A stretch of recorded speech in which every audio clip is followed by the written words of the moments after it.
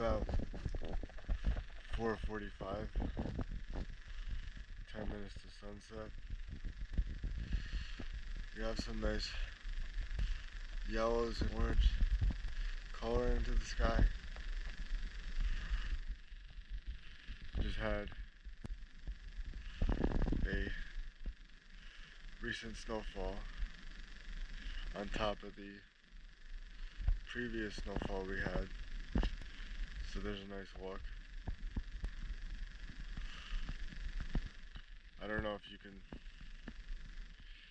see this far and in that much detail, but the stream is iced over. It's kind of cool though, because you can hear the rushing water underneath the ice.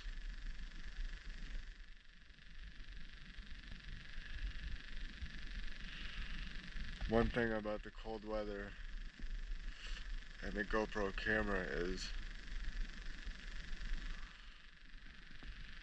the GoPro camera does not like the cold weather. It still functions more than it does sometimes when it gets jotted around by ocean waves, but it definitely does not like the cold weather. When you go to save a video, I've been lucky in that it will ultimately save the video, but the GoPro shuts off. So there's always a tense moment right before you realize that the video is saved.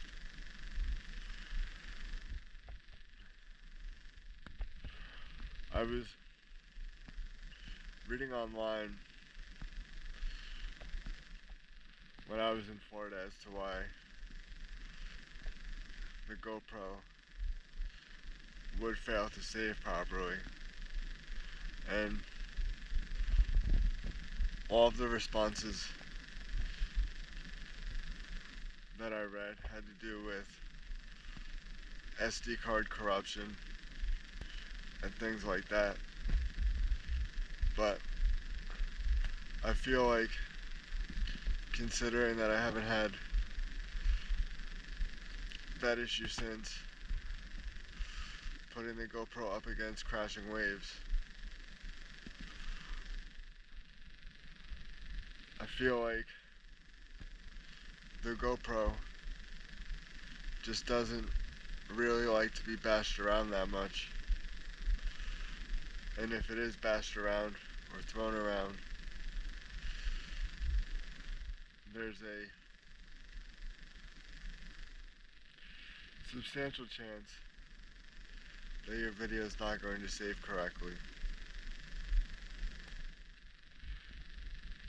So that's just, I don't know, a tip of the trade, I guess.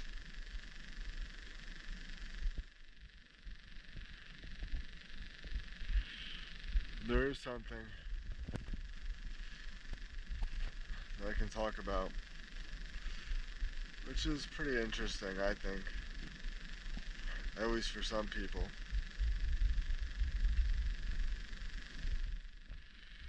And that is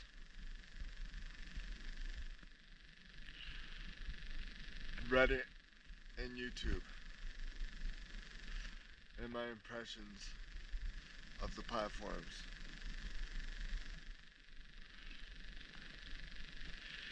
Starting off with Reddit.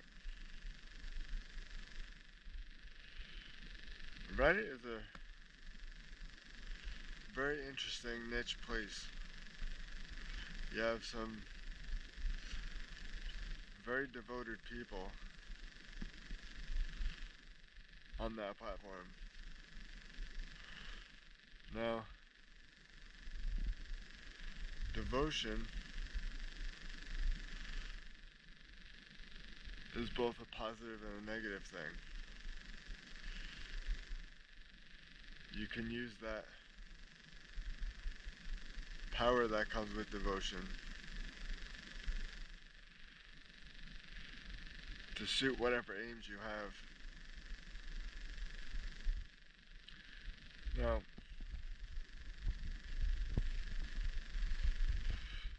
I'll give you an example of this using my experience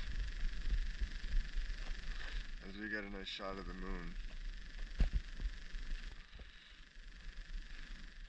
I posted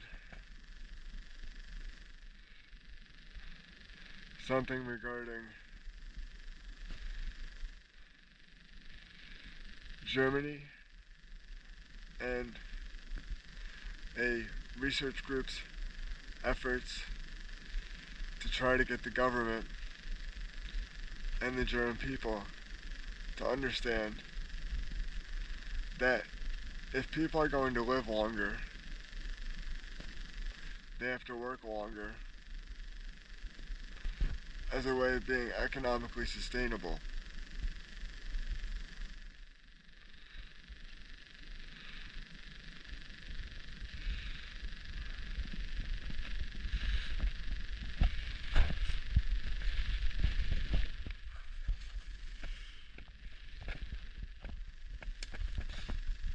Now,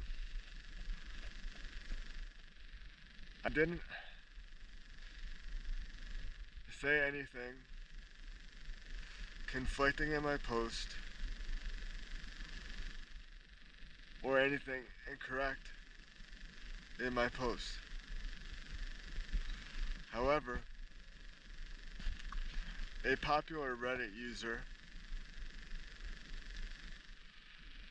disliked and disagreed with the content of the article that I had posted to Reddit. Because this Reddit user is quite popular,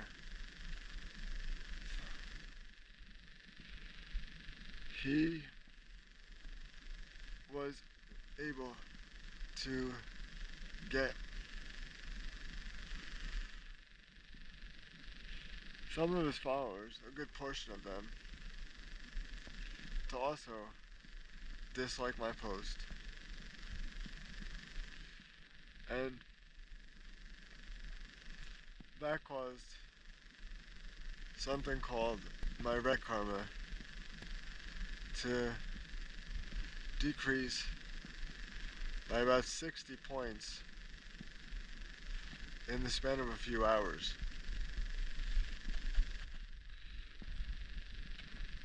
Now,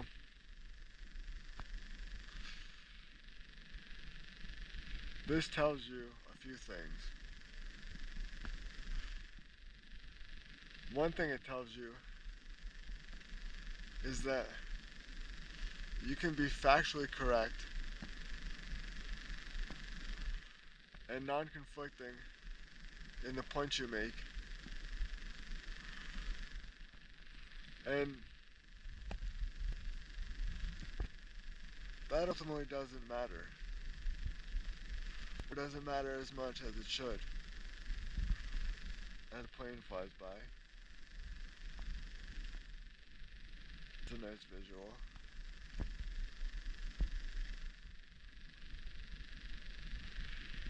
Another thing this shows you is the power of the leader-follower dynamic. If you're an influential person, you have the ability to shape the minds of others. This can be done for insignificant things or very important things. And it can be done with positives in mind or total destruction in mind.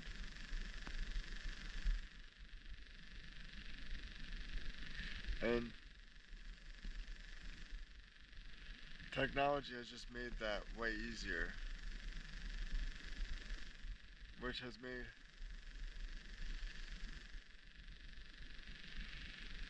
society kind of, for lack of a better word, in a position where its head is spinning.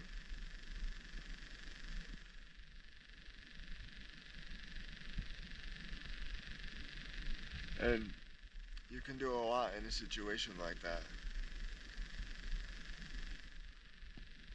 A lot of manipulation can take place in a situation where you give a handful of people a lot of power that is undeserving, where their ideas have been shaped not by any adequate reason, but solely based off of emotion and how they feel the world should be, even if their solutions to that world are not sustainable in any way. Another thing of interest to mention about Reddit is the inconsistent subreddit rules that you have to follow to stay in good standing and be able to engage in the community. Now, as I was getting my 60 dislikes that I got from my post, I commented to one person who was very nice and shared some information I did not know.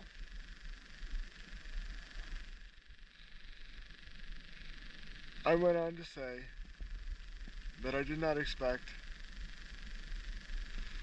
a popular Reddit user and his followers to so dislike a factual,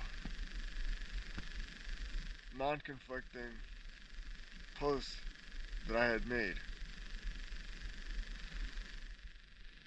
And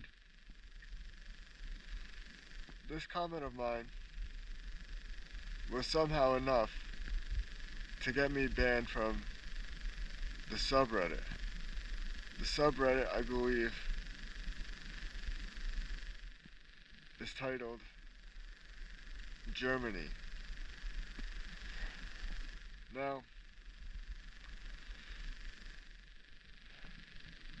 there's another example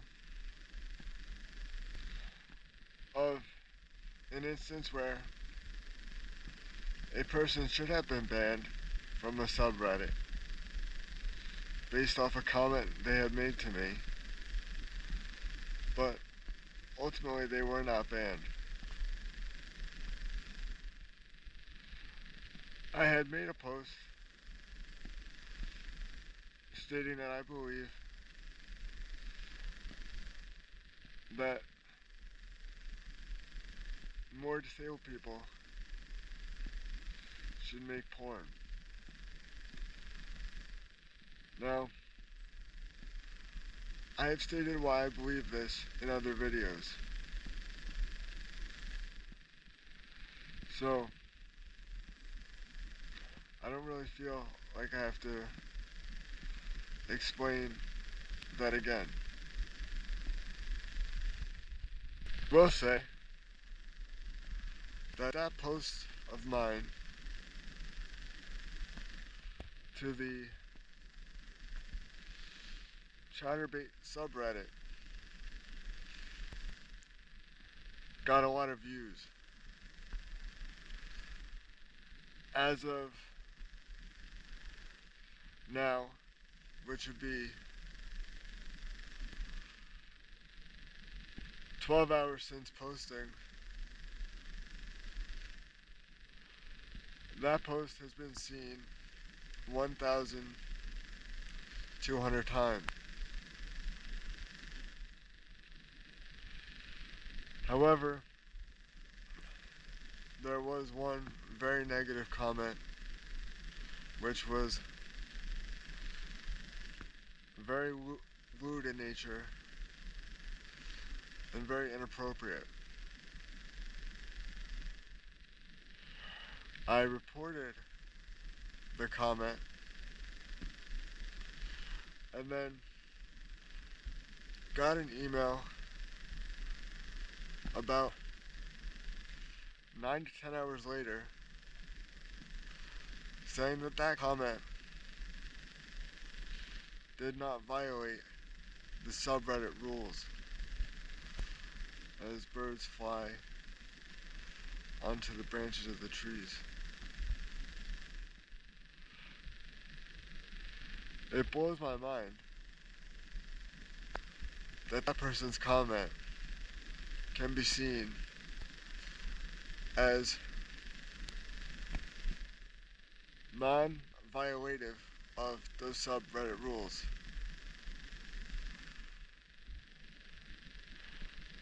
But that just goes to show the subjective nature of Reddit and the different subreddit communities. You can have one instance where you can't believe your comment resulted in a ban, and then you can have another instance where you cannot believe that a comment did not result in a subreddit ban.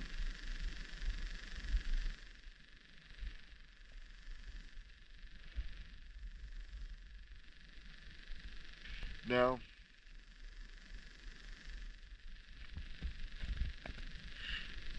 as a squirrel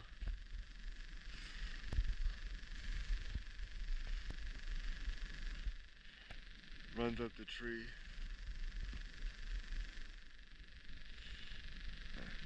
you can't see it anymore.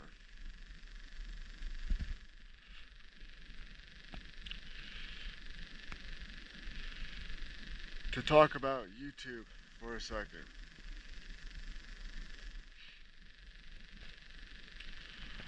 I feel like the reason, or at least one of the reasons YouTube is so difficult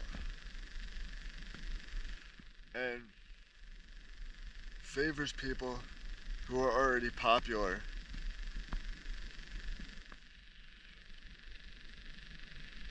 is because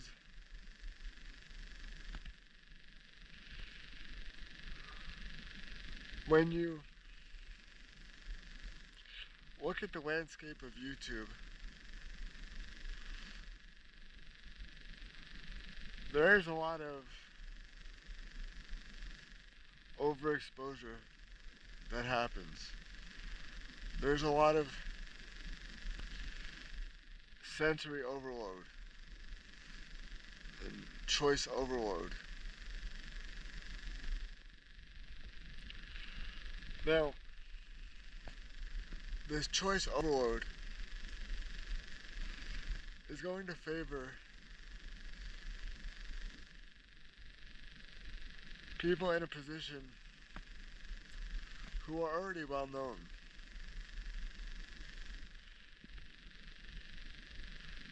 What I'm describing is a situation where it is very difficult to get traction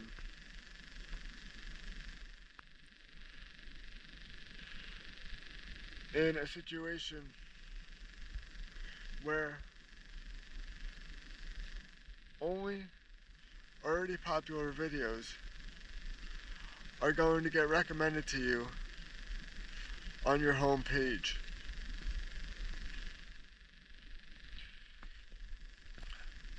I do very well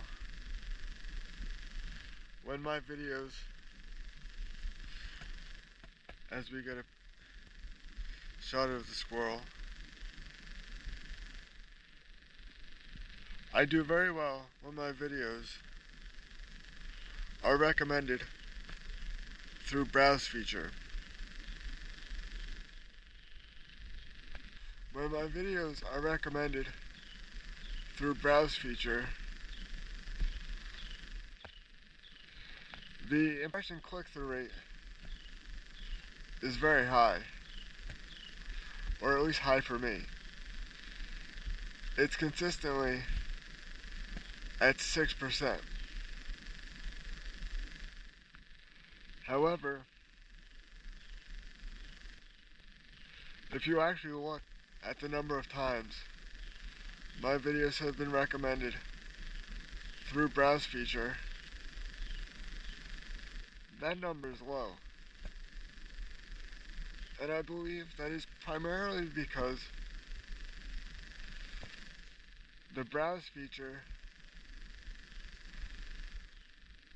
is saved for videos or content creators that are already popular.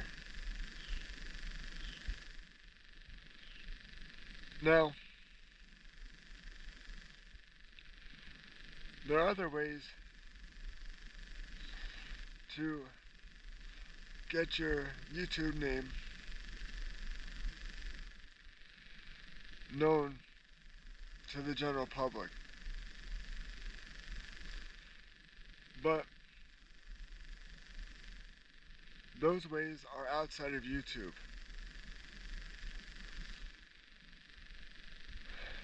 If you are already popular in another avenue of the internet, you can use that popularity to try to springboard yourself. However, I have found, to somewhat of my disappointment, that popularity in one avenue of the internet doesn't translate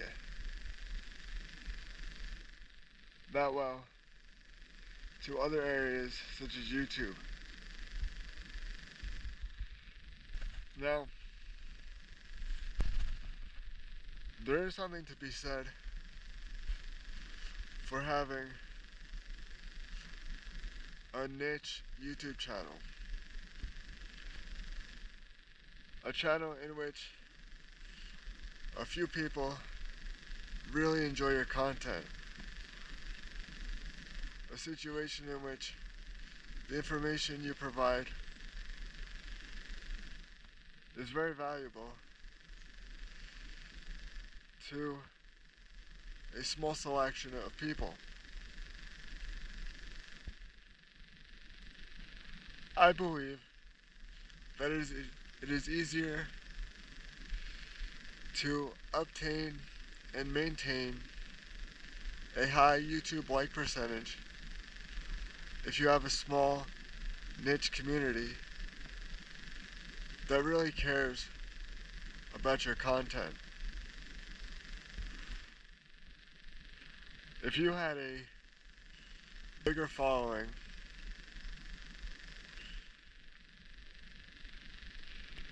as a plane flies by and the lighting makes a really cool coloring effect of some nice pink streaking through the sky,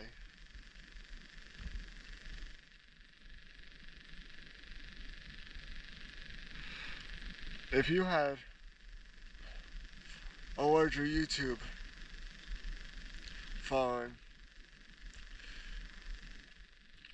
you may be in a position where you not only attract people who like your content, but you also attract people who dislike your content and primarily only watch for the instances in which you say something that they can disagree with, that is a situation where your like percentage is not going to be as high as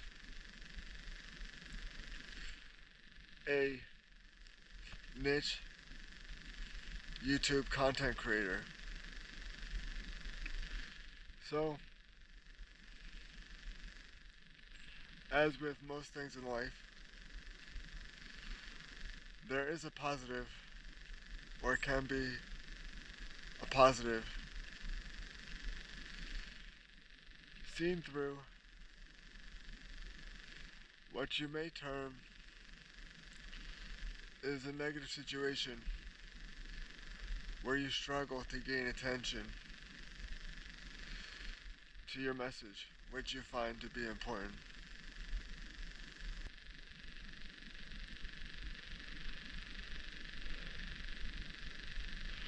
Hopefully, even though I don't have high hopes for this, hopefully societies can come to balance the important nature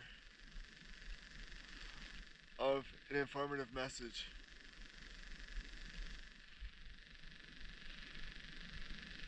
against the ease of spreading total nonsense that can have its roots in hatred.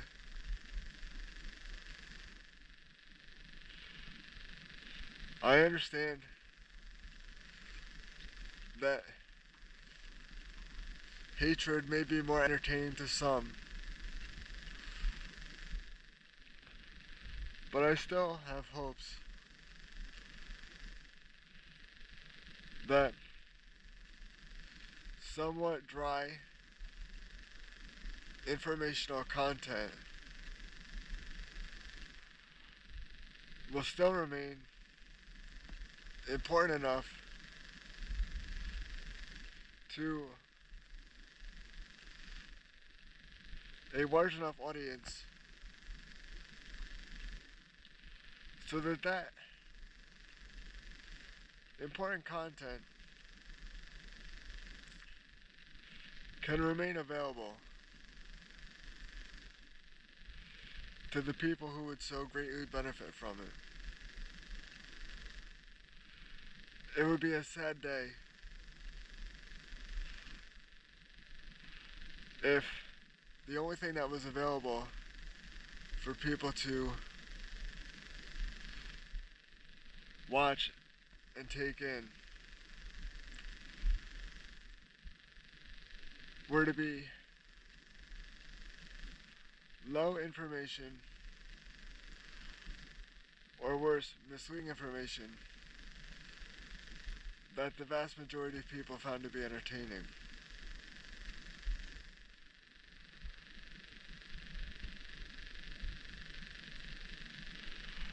I believe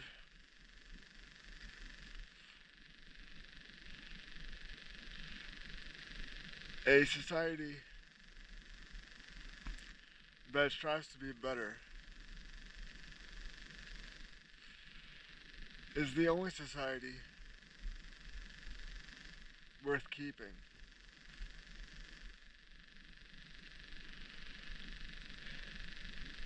Societies that eventually do not strive to be better and instead fall to the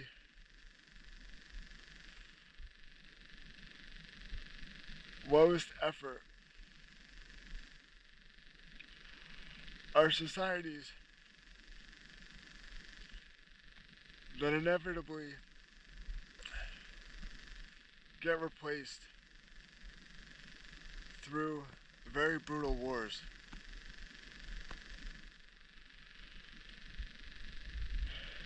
But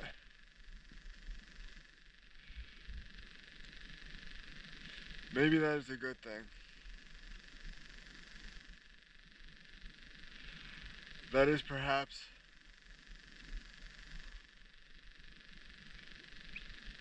the benefit to war.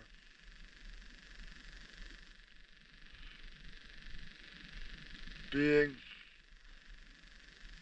to replace societies that have stopped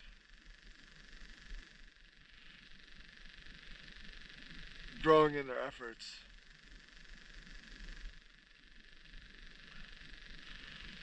Perhaps that is a fundamental aspect of the universe. That it is best to continually seek hardship and growth.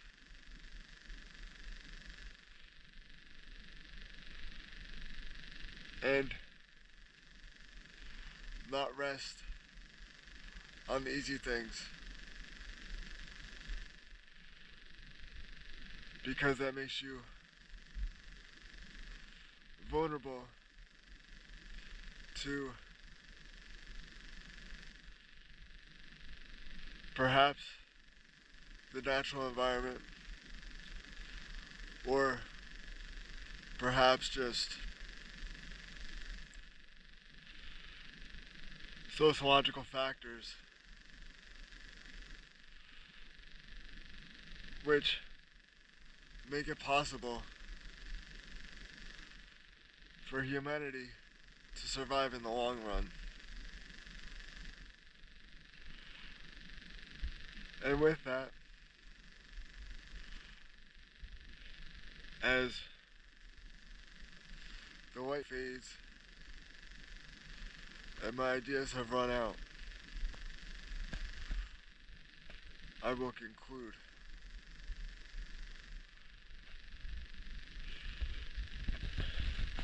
But before I do that,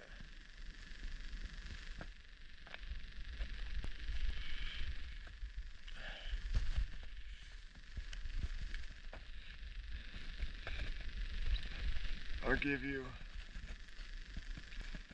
a shot of the moon. As you should always take advantage of times when you get clear shots of the moon, just to look at it.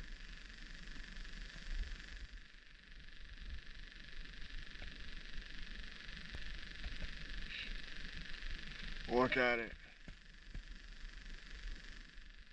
and wonder about it.